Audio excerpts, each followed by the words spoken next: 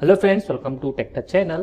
Today I am going to show you in this video how to delete or remove saved password in Google Chrome. So before I start the video, please subscribe my channel for more latest video. Guys, first of all open your Google Chrome, then click on three dots top right side corner, click on Google Password Manager. In this you can see here passwords. Create, save and manage your password, so you can easily sign in to sites and apps. Then click here, you can see here saved password, then click on delete.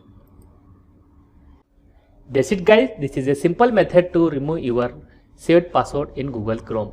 Thanks for watching friends, hope you like this video. If you like this video, please like, share and don't forget to subscribe my